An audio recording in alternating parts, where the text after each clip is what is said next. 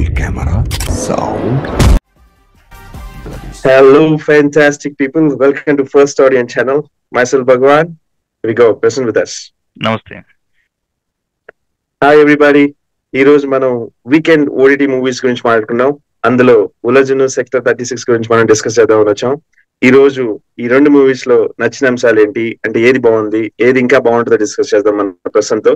Prasan, weekend ఓటీటీలో మీరు చూసిన మూవీస్ గురించి ఒకసారి చెప్తారా?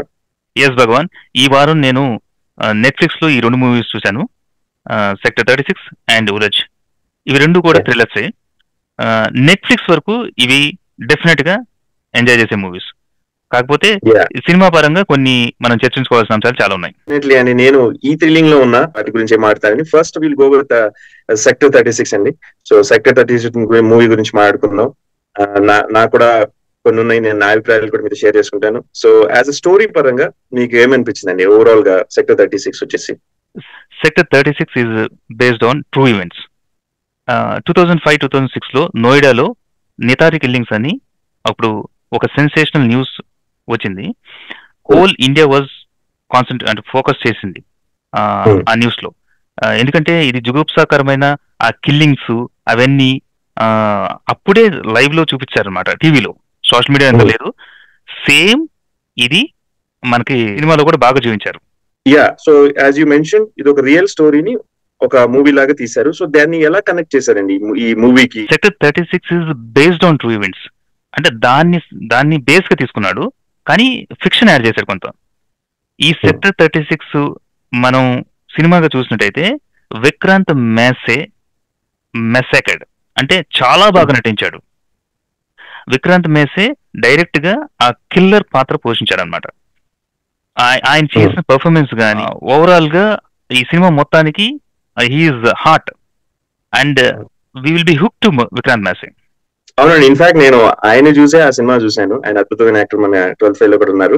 Okay, so coming to the story, అసలు ఆ స్టోరీ లైన్ ఏంటి ఒకసారి క్లియర్ గా ఎక్స్ప్లెయిన్ చేస్తారు? ఈ coming to the story, sector 36 అనుకున్న ఒక స్లమ్ ఉంటుంది. ఒక సెక్టర్ 36 లో ఒక పెద్ద బిజినెస్ మ్యాగ్నెట్ ఉంటున్నాడు. ఆ బిజినెస్ మ్యాగ్నెట్ కి సంబంధించి ఒక పనివాడుగా ఇతను ఉన్నాడు అనమాట. ఆనుకున్న స్లమ్ లో వాళ్ళ పిల్లల్ని మొత్తం కిడ్నాప్ చేసేసి చంపేస్తుంటాడు ఈయన బ్రూటల్ గా. So that was the main base for the story. Truly happened in Noida. స్టోరీలోకి వెళ్లే ముందు మాత్రం ఒక కాషన్ ఉంది, ఒక వార్నింగ్ టైప్ అనుకోవచ్చు. ఇది ప్యూర్ గా adult movie. Okay, in the sense that it is too much child abuse, too much brutal killings ఇవన్నీ చూపిస్తున్నారు కాబట్టి. బట్ ప్రతి ఒక్క అడల్ట్ చూడవలసిన మూవీ ఇది. ఎందుకంటే ఇది మనం ఎంత జాగ్రత్తగా ఉండాలని ఒక పక్కన మనకి తెలుపుతుంటది. ఇది జుగుప్సాకరంగా ఉంటూనే మనకు ఒక సోషల్ మెసేజ్ ఉంటుంది. Coming to the story, serial killer first shot లోనే బ్రూటల్ గా కిల్ చేస్తాడు. అప్పటికే మనకు అర్థమైపోద్ది ఇతను పిల్లల్ని కిడ్నాప్ చేసేసి బ్రూటల్ గా కిల్ చేస్తూ ఉంటాడు. అతనికి ఒక ఫ్లాష్ బ్యాక్ ఉంటుంది.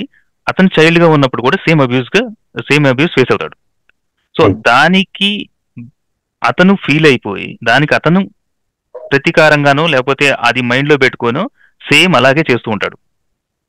ఎవరిని ఎంచుకుంటారంటే ఎవరికైతే రెస్పాన్సిబిలిటీ ఫీల్ అవ్వరో ప్రజలు, లేకపోతే వాళ్ళు ఏమి చేయలేరో అలాంటి వాళ్ళని ఎత్తుకొచ్చి చంపేస్తుంటాడు అనమాట.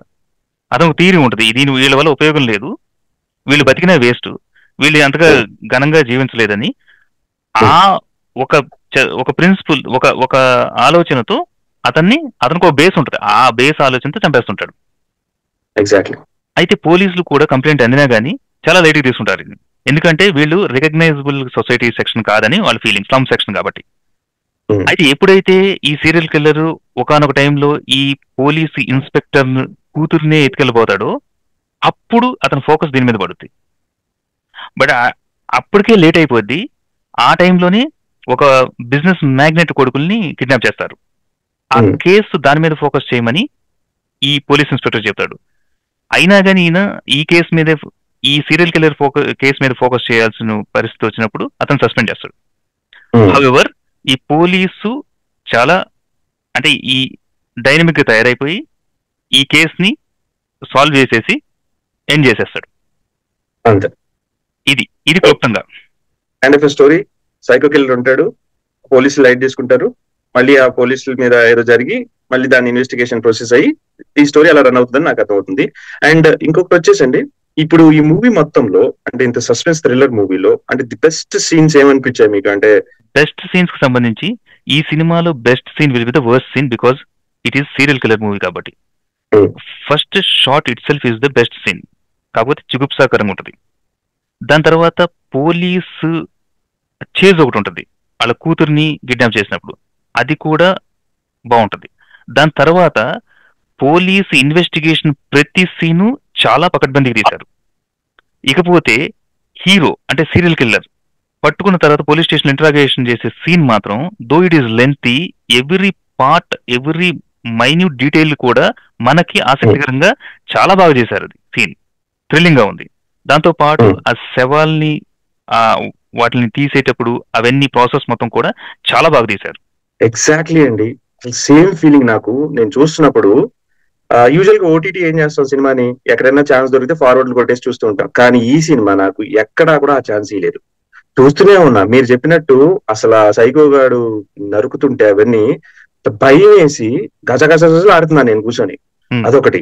అది ఇంకొక సీన్, మీరు అన్నట్టు ఆ పోలీసు రియలైజ్ అవుతాడు చూడండి, ఆల్వేస్ రియలైజేషన్ సీన్స్ చాలా సూపర్ ఉంటాయి. సీన్ అంతా పాపని అంటే అప్పటి వరకు ఇర్రెస్పాన్సిబుల్ ఉన్న పోలీసులు సడన్ గా చేంజ్ అయ్యే దగ్గర ఆ మొత్తం రన్ అయ్యి ఉరుకుంటూ నాకు ఇక్కడ కూర్చొని నేను ఆయాసంగా రే పట్టుకో వాడి చేతిలోకి వెళ్తే కనుక ఏమైతే అసలు ఊహించలేము అనే ఫీలింగ్ తో నాకు ఆ సీన్ అయితే ఇక అల్టిమేట్ అండి. నాకు చాలా భయంతో కంగారుతో చూసిన సినిమా కూర్చొని సీట్ మీద. ఓకే. అండ్ ఇంకొకటి ఆ పోలీసు ఇంటరాగేషన్ సీన్ అయితే గనక ఈ జనరల్ గా స్టార్ట్ చేస్తే అంత లెంతీ కూర్చొని ఎవడు మాట్లాడినా ఎవడు కానీ ఆ psycho guard acting, police reactions, ఒక ఇట్లా మన ఏం చేస్తున్నావురా నువ్వు అంటే ఏమైందిరా నీకు అనే ఫీల్ క్రియేట్ చేశాడు. అసలు మూవీని అయితే అందరూ ఎంజాయ్ ద మూవీ, వెళ్ళి కూర్చొని చూస్తూనే ఉండే సూపర్ ఆసమ్ మూవీ చెప్తున్నా నేను. అండ్ నాకు కూడా అదే ఫీలింగ్స్ వచ్చాయండి. అండ్ గోయింగ్ ఫార్వర్డ్ ఇప్పుడు ఈ మూవీలో మీకు ఈ చేంజెస్ చేస్తే ఇంకా అద్భుతంగా ఉండేది అని అనున్న సీన్స్ ఏమైనా ఉన్నాయండి? ఈ cinema is based on the true events కదా. సో ఆ సీరియల్ కిల్లర్ ని పోలీసు వాళ్ళు పట్టుకుంటారు. అతను ఎవరి దగ్గర అయితే పనిచేస్తున్నాడో ఆ ఓనర్ కూడా సస్పిషియస్. ఆయన్ని కూడా పట్టుకోవడానికి ప్రయత్నం చేస్తారు. అదంతా బానే ఉంది. పోలీసు చాలా డైనమిక్ గా యాక్ట్ చేసి చాలా హీరోయిక్ గా పట్టుకుంటారు. తర్వాత లాస్ట్ ఈ సీరియల్ కిల్లర్ ని వాళ్ళ ఓనర్ కి కనెక్ట్ చేయడానికి, ఆ ఓనర్ ని కూడా ప్రూవ్ చేయడానికి అనమాట, ఈజ్ ఆల్సో కల్ప్రిట్ అని చేయటానికి చేసే ప్రయత్నంలో అతన్ని వచ్చి బాగా కన్విన్స్ చేస్తాడు ఆ సీరియల్ కిల్లర్ ని. ఏ పోలీసు చాలా బాగా డీల్ చేస్తాడు. అతను కూడా ఎగ్జైట్ అయ్యి చెప్పేస్తాడు అనమాట, నేను ఒక వీడియోలు తీసి పంపించేసాను ఇంటికని. ఈ పోలీస్ ఆఫీసరు వాళ్ళ ఇంటికి వెళ్ళి ఈ ఎవిడెన్స్ మొత్తం తీసుకొని, ఆ క్యాసెట్ మొత్తం తీసుకొని వచ్చేస్తున్న ప్రయత్నంలో he will be waiting for 2-3 hours for vehicle. A vehicle రాదు. సో అప్పుడు గూన్స్ వెహికల్ వస్తుంది అనమాట. వచ్చిన తర్వాత ఆ పోలీస్ ఆఫీసర్ లిఫ్ట్ అడుగుతాడు, వాళ్ళు కూడా ఎక్కించుకుంటారు. ఇక అక్కడి నుంచి కొలాప్స్ అయిపోయింది మూవీ. సో ఇది నేచురల్ ఈవెంట్స్ తీసుకున్నాడు, అవి జరగలేదు. ఇతను ఫిక్షన్ కోసం ట్రై చేశాడు. ఆ fiction should be in such a way that, ఎప్పుడు ఫిక్షన్ ఎలా యూజ్ చేయాలంటే ఒక సూపర్ హీరో స్టేటస్ కి, ఒక డైనమిజానికి సింబల్ గా అది యాడ్ చేసే విధానంగా, ప్రేక్షకుడు కాన్ఫిడెన్స్ ఇచ్చే విధంగా. దట్ టు ఈజ్ పోలీస్ అప్పటి వరకు చాలా విరోచితంగా డైనమిక్ గా సాల్వ్ చేసిన అతనికి మనం విక్టిమ్స్ అనే ఫీలింగ్ ఉంటుంది యాక్చువల్గా చూస్తున్నప్పుడు. ఒకడు వచ్చాడు, అది పోలీస్ వచ్చాడు, అతను భరోసా ఇవ్వాలన్న ఫీలింగ్ తో ఉంటది. అది కొలాప్స్ చేశాడు, అది ఫిక్షన్ అయి ఉండి. అది you have to see that. So అది ఈజీగా కరెక్ట్ చేయొచ్చు, చాలా ఈజీ. ఎగ్జాక్ట్లీ అండి. అంటే మనం దాన్ని చూసి మాట్లాడుకుంటున్నప్పుడు కూడా మిగిలిందంతా సరే రియల్ స్టోరీ పెట్టేసుకున్నాడు, అదంతా ఓకే. వెన్ ఫ్రిక్షన్ యాడ్ చేశాడు అన్నారు, దాన్ని నేను కూడా అంత చూసాను సినిమా చూసి ఆ షాట్ లో మొత్తం పేలిపోయింది. ఏం చేసావురా డైరెక్టర్, నాకు బాధేసింది ఆ సీన్ చూసి. ఎగ్జాక్ట్లీ మొత్తం పేల్ చేసావు కదరా ఇంత అద్భుతమైన సినిమాని, లాస్ట్ లో ఏదో చికాకు చేసి దొబ్బేసావు అనుకున్నా నేను. బట్ యాజ్ యూ మెన్షన్ అదొక్కటి దాన్ని చేంజెస్ చేసే ఏదో ఒకటి చేస్తుంటే కనుక చాలా బాగుంటది అనిపించింది నాకు. Simple change Bhagwan, you don't need to change much. ఆ గూన్స్ వస్తారు, లిఫ్ట్ అడుగుతాడు కదా, కార్లో ఎక్కిన తర్వాత మీ వాళ్ళ అడ్రస్ తప్పిపోయారు ఇతను చెప్తాడనమాట. చెప్పిన తర్వాత ఆ అడ్రస్ ఏది చూపించమని అంటే ఇతను ఫోటో చూపిస్తాడు. ఫోటో చూపించిన తర్వాత నువ్వు అక్కడతో స్క్రీన్ ఆపేయాలి. ఆపేసిన తర్వాత ఎలాగో next shot junior police officer అవుతాడు. పోలీస్ ఆఫీసర్ అయిన తర్వాత ఇంకో సబార్డినేట్ తిడతాడు. ఆయన ఇంటికి వస్తాడు. ఇంటికి వచ్చినప్పుడు పేపర్ చూస్తాడు. పేపర్ చూసినప్పుడు ఈ పోలీస్ ఆఫీసర్ మిస్సింగ్ అని ఉంటుంది. ఆ ముగ్గురు గూన్స్ చచ్చిపోయి ఉంటారు. ఇంటి ముందు పార్సల్ ఎలాగో ఉంటుంది ఆ సిడి.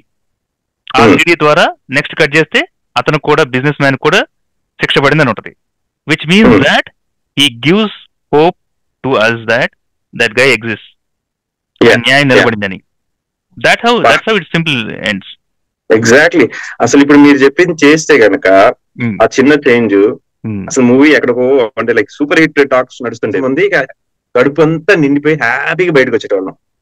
ఈ చేంజ్ ఐ విష్ మన వీడియో డైరెక్టర్ సార్ చూసి ఆ చిన్న ట్రిమ్ పథకం కట్ చేస్తే ఎక్కడికో వెళ్ళిపోద్ది cinema. Okay, thank you very much అండి మీ వ్యూస్ షేర్ చేసుకున్నందుకు. నేను డెఫినెట్లీ ఈ మూవీ సూపర్ ఆసమ్ మూవీ, చాలా అద్భుతంగా ఉంది. హాయ్ ఎవ్రీబడి, అందరూ ఈ మూవీని ఎంజాయ్ చేయండి ఓటీటీలో. This is one of the best weekend movies.